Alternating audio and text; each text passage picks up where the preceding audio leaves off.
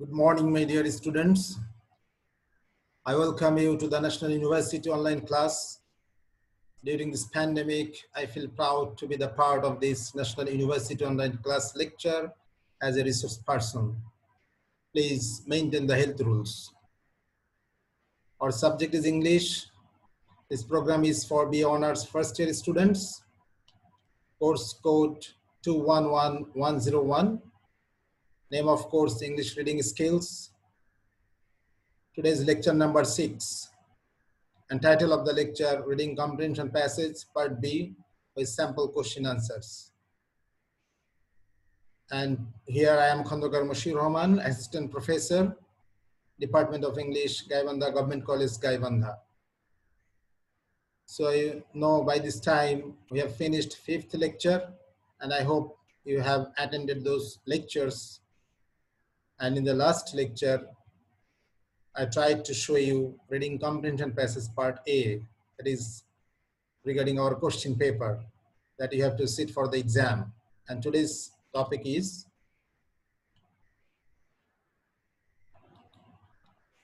recapping as usual, checking the previous home task, reading comprehension passage part B, writing answers to some sample questions. Part B is different from part A.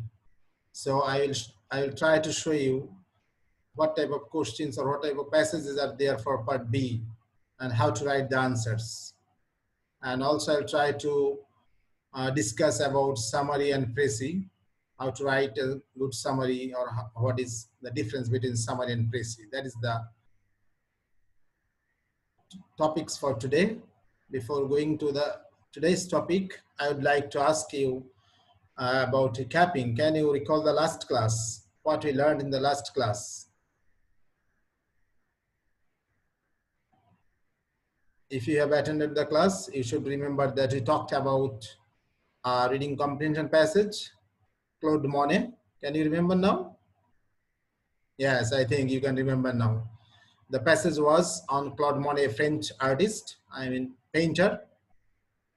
And after that passage, we tried to answer some different type of questions, brief answer question, 1 mark answer questions, and also multiple choice answer questions, and synonym and making sentence with the words.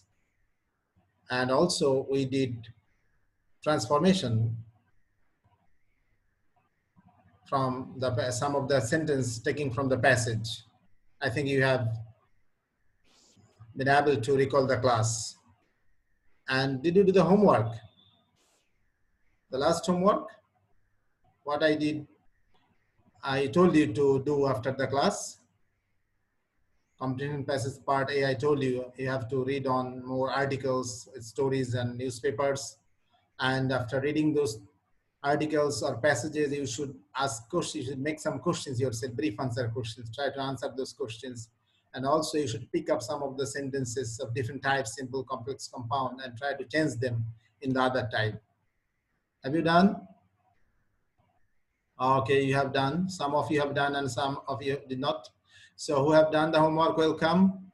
Congratulations, but who did not do the homework, I would like to say you must follow the lectures. If you don't do the homework along with my, home task that I give you every lecture, if you don't do the homework, then this lecture will not bring too much benefit to you.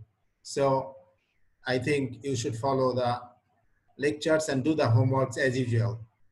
Now today's topic, reading comprehension passage part B. Let's start. I'll give you time to read the passage. Before going to reading this passage, you must take down the question first. Okay? You will write down the question. Start writing.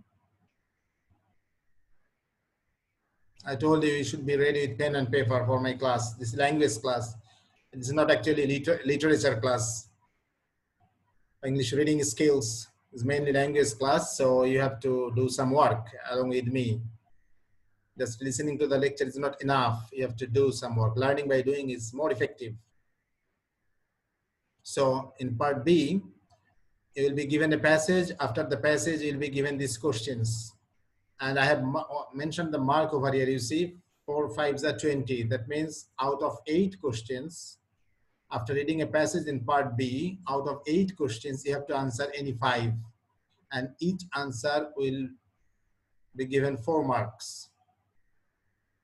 So 4 5s are 20 marks for this part B. Copy the question quickly, because this is the technique. When you go for comprehension passage, first you should look at the questions. If you look at the questions, if you read the questions at a glance, you can guess what is the passage we are going to read about. At least you can guess, you can understand the subject matter of the topic or of the story. Have you finished writing down the questions? Why is teaching English to native people of Bangladesh is so difficult? Number 2, what kind of problems do our students face regarding learning English? What is direct method according to the passage? Sorry. What is the role of teacher in direct method? What do you understand by audiolingual approach in learning English? What is oral drill? What is communicative approach in language learning? What is the structural problem in language? How can we solve it? Now, can you guess, after reading these questions, I think you have understood some of the questions, of course, and you can guess now the passage we are going to read, it's about what? About English language teaching or learning. There are some, is a method, direct method, audiolingual method. These are the, we have got some idea from the questions, what we are going to read.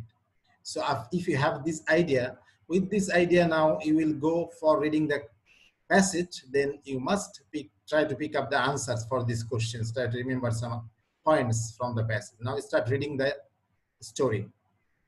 Okay, have you finished writing questions? Okay, that's good. I'll start reading the story. This is of course silent reading and intensive reading, as I told you before. Take 2.5 minutes. You have to read quickly as a fluent reader.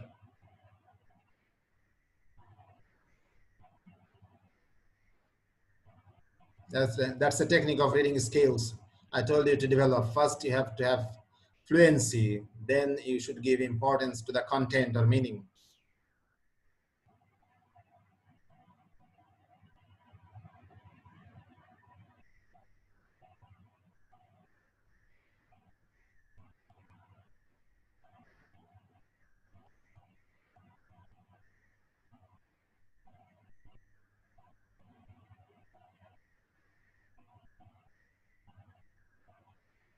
While reading, you should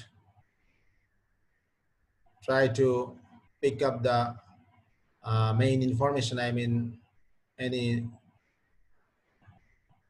new word, new name, events, date, or by this time you have already read the questions, what phrase, which phrase or which sentence or which word is relevant to those questions. You should try to pick up, you should remember these things. That will help you to write the answers.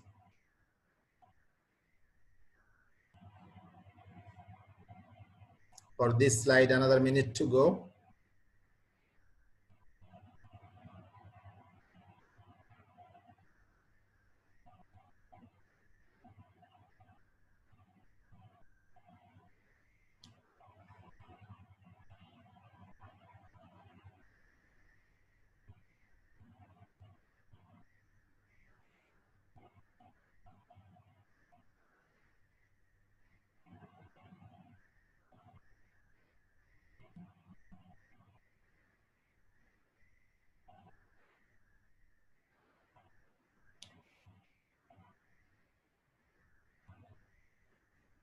Especially look at the highlighted words or phrases.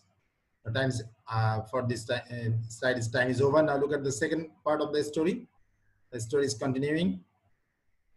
Take another 2 minutes for this part. Read quickly.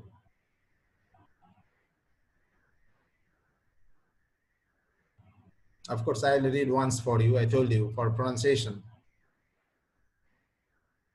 And first reading is not actually reading, is seeing. That's why you will read with me for second time, and later on I'll try to write some question answers, because this time will not cover up to give you to write all the questions here.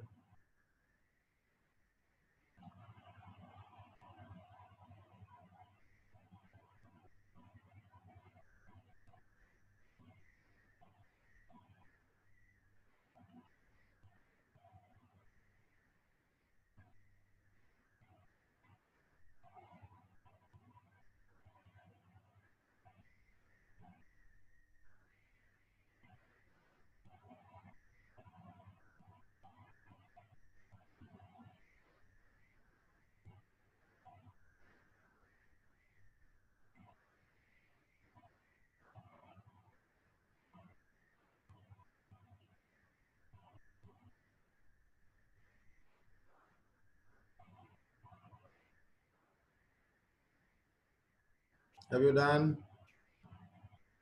Few seconds to go.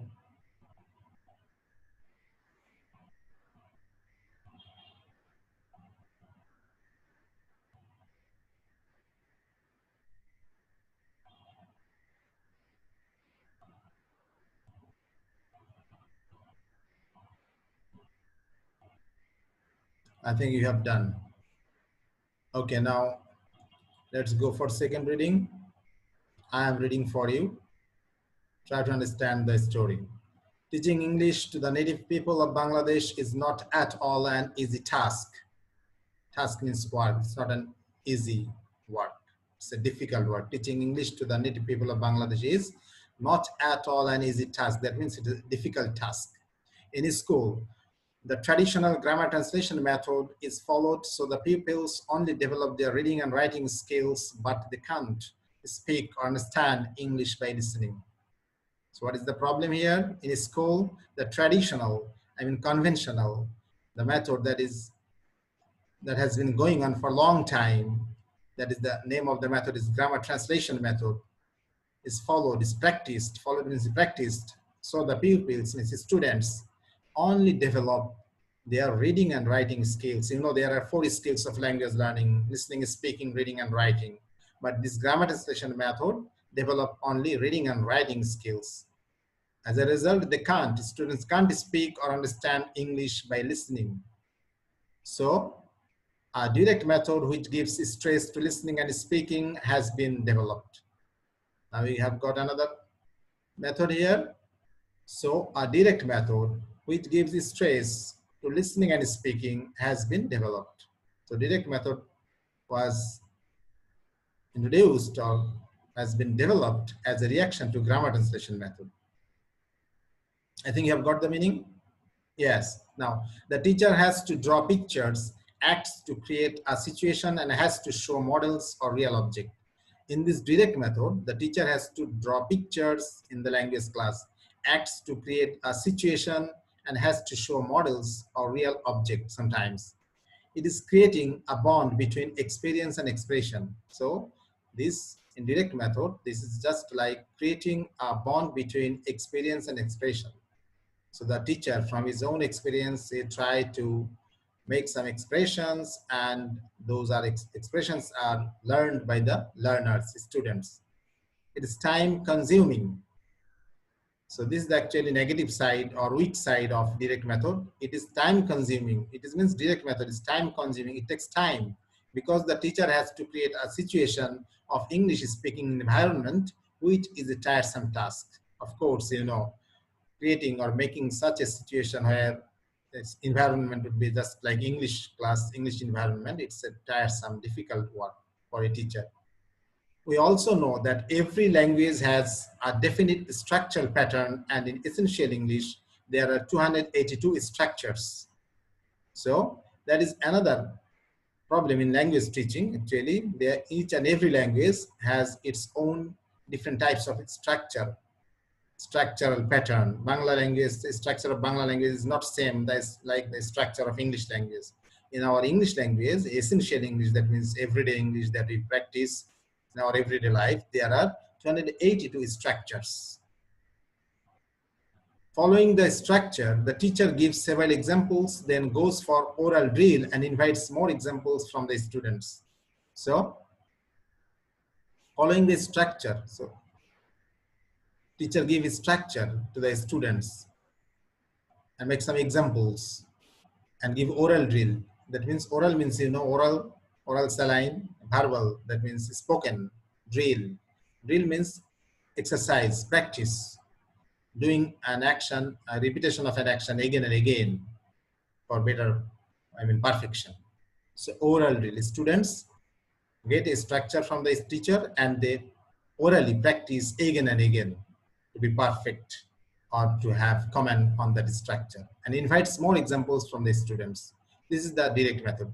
This process also lays emphasis on some written work like making sentences using the substitution tables. So there is writing work also in this direct method using substitution tables. Some part of the sentence is given and some part given blank by the teacher. So the students are asked to fill in the blanks. That is a way in this direct method. It's a technique. But when the oral drill goes on, the class becomes noisy and sometimes limited to a particular pattern. As usually, you can guess, if all the students together start speaking in the class, I mean orally practicing loudly, the class becomes noisy and sometimes limited to a particular pattern. They cannot learn so many things in a single class, only one pattern or two patterns or structure in a day. It is mechanical and monotonous. Sometimes this direct method, the language class, become mechanical and monotonous because students don't feel comfort when they are practicing same structure again and again for the whole day or whole class. So they feel bored. So communicative approach has evolved where interaction between the teacher and the students takes place as a two-way process. So for the weakness of direct method, later on communicative approach has evolved where interaction between the teacher and the students takes place as a two-way process. So in this process, communicative approach, both the students and teachers are very active in the class. Audiolingual method is another one. Audiolingual approach also has evolved as a modern concept, listening and speaking skills as well as pronunciation through the cassettes. So this is the difference. I mean, why audiolingual method? You see, audiolingual method, audio, you can guess, there is the use of cassettes. The learners listen to the cassettes to get the native, I mean, pronunciation of the words. Teachers should know all the methods. As a language teacher, should know all the methods of language teaching. The blending, I mean, mixing of approaches will be the teacher's own creativity. If the teacher is creative enough, if he can mix up all the methods, all the techniques, whatever he needed to teach the students, then it is his creativity, it is his specialty. And he's a good language teacher, of course. Now, look at the questions. Why is teaching English to native people of Bangladesh is so difficult? Can you write? I will give you a very few minutes. I mean, at best, I mean, you can write, I may give you 2 to 3 minutes to write answers, or at best 4 minutes. Try to write at least 2 answers out of these 8. Out of these 8 questions, just try to write 2 answers, any 2. I'll give you the answers. I'll show you the answers, how to write, because here is 4 marks, not brief answer question, not a single sentence is enough. But remember it, just to make it in large, I mean big answer, you should not write or add anything irrelevant to the topic, I mean the story. So I told you to write down the questions, so you have the questions on your page. Now I'm showing you the story. If you need help from the story, look at the page and write answer quickly. At least 2, try to answer 2 questions out of those 8.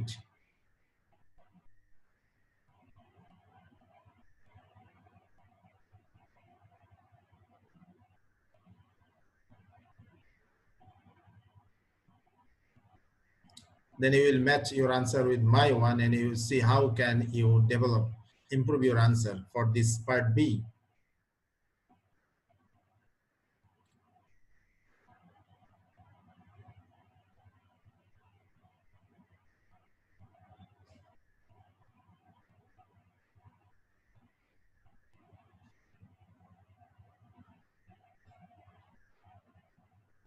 So this is the second part of the story. I'm showing you the story.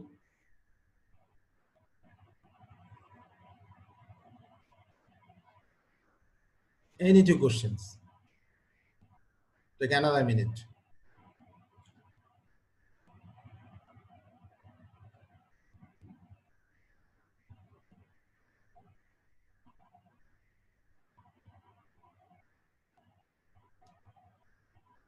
So here actually your writing skills is also important because you have to write full sentence, correct sentences, and to the point. Your understanding of the questions, what things are asked for.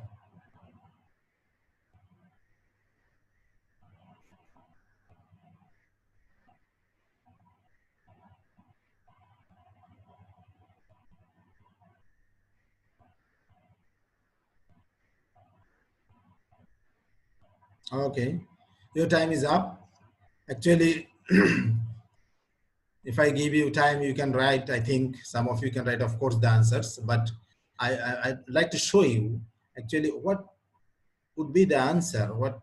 How can you write at it for 4 marks? As I told you, there are, 4 marks for these answers.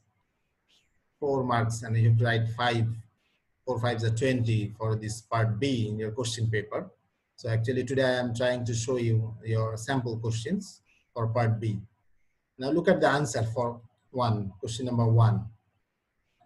Why is teaching English to native people of Bangladesh is so difficult? If you have written down the answer, you look at my answer and you can match your answer. Teaching English to the native people of Bangladesh is difficult because in our schools, the traditional grammar translation method is followed in language teaching. As a result, our students only develop their reading and writing skills in English, but they cannot speak or understand English by listening. Have you got the answer? So remember it. As I told you, you should not copy direct sentence to write your answer for comprehension passage. Never ever you should copy direct sentence. You can copy some phrase and words from the story or passage, but you should not, you must try to give your own words, own sentence structure to write the answers. Sometimes the answer is directly written in the passage or the story, but you should not copy. You should, at least you should give synonymous words, paraphrasing, rephrase the sentences and the structures. Try to make it your own. Have you got it? You have to write the answers in your own words. So look at number 2. What kind of problems do our students face regarding learning English? It's a little very close to question number 1. What kind of problems do our students face regarding learning English? So look at the answer. We know there are 4 skills of language learning: listening, speaking, reading, and writing. The classical method, that is the traditional grammar translation method, emphasizes only on reading and writing skills. As this old method is still followed in our schools for language teaching, our students face the problem of developing listening and speaking skills in English language. Even it happens that a student having a BA Honors or MA in English cannot understand BBC News or make verbal communication with a native English speaker properly. Can you guess? I think you have got the idea how to write a good answer. So all the informations are not written in the story, like 4 skills, giving this BBC News or communication. These are from your common sense, But you see, you are adding these points to improve your answer, but these points are not irrelevant. The points that you can add to improve your answer, that should be relevant to the passage or topic. Have you got it? I think you have got. Okay. Now look at question number 3. What is direct method according to the passage? So this is a method, language teaching method. What things are written in the story about direct method, try to write in your own words. Look at this, answer number 3. According to the passage, direct method is a language learning method which gives emphasis on listening and speaking. When the grammar translation method failed to improve listening and speaking skills, the 2 major skills in language learning, DM, that is direct method, has been developed as a reaction to GT method and started to give more importance on listening and speaking than reading and writing, because listening and speaking are more essential than reading and writing in our everyday communication. You see how the answer has been written? What is direct method? So direct method, what is direct method, why it has come, and what is importance in this method? Everything is written over here just to make it fit for 4 marks answer. Have you got it? Just not write a single sentence. As much as details you can write for 4 marks or relevant ideas you should put for this answer in part B. Look at question number 4. What is the role of teacher in direct method? What does a teacher do in language teaching class in direct method? In direct method, a teacher has to play the most important role. Unlike GT method, here a teacher has to be always active and do a lot of functions in the class. He has to draw pictures, acts to create a situation, and has to show models of real object. You see, I have copied some of the phrases from the story or passage, but I did not copy any sentence. So you have to do like that. He has to draw pictures, acts to create a situation, and has to show models of real object. In a sense, he has to create a situation of English speaking environment and a bond between experience and expression. Okay? Look at number 5. What do you understand by audiolingual approach in learning English? So that is another question. Look at the answer. Audiolingual approach. After DM, audiolingual method has been evolved as a modern concept of foreign language teaching. This method emphasizes on listening and speaking skills as well as correct pronunciation. So that is new. Correct pronunciation, native-like pronunciation. That is important in audiolingual. To develop native-like pronunciation in this method, cassettes are used in the language teaching class. If you can write the answer in this way, you will be given good marks. So I have tried to show you what do you understand, what is oral drill. So it's a technique actually. What is oral drill? Look at the answer. Oral drill is a technique of foreign language teaching. In direct method, this technique is used where students listen to a model provided by the teacher and repeat the structural pattern through oral practice. This is oral drill, it's technique. Look at number 7. What is communicative approach in language teaching or learning? Communicative approach. So 7 number answer is here. Communicative approach is a process of teaching foreign language. This approach has been developed to remove the monotonous and mechanic atmosphere of direct method. This approach emphasizes on interaction between teacher and learners so that the learners can learn the language effectively and become able to use the language in real life situations. This is a two-way communication process. Actually, this is important. This is being practiced now in our country, communicative approach. And look at question number 8. What is the structural problem in language? How can we solve it? The answer is here. Every language has a definite structural pattern, and in essential English, there are 282 structures. It is difficult for the students to follow such huge structures in language. This is the problem actually, huge number of structures. How can you solve it? This problem can be solved by following the communicative approach. This approach has evolved where interaction between the teacher and the learners takes place as a two-way process. Both teacher and learners actively participate in this learning process. As a result, learners learn language with pleasure. They never feel boredom or monotony in this process. So, using or applying communicative approach, we can solve the problem, structural problem. So this is the way. It's not like that you have to copy this answer word to word. You can change you can write in your own way, no problem. So this is the way how to write answer for part B. Now, another 2 topics I am going to introduce you, that is summary and précis writing. Literary terms, summary and précis. Sometimes you're asked to write summary, a poem or any text, or comprehensive passage also, précis also. So summary, what is summary? You are familiar with this one, summary, perhaps not with précis.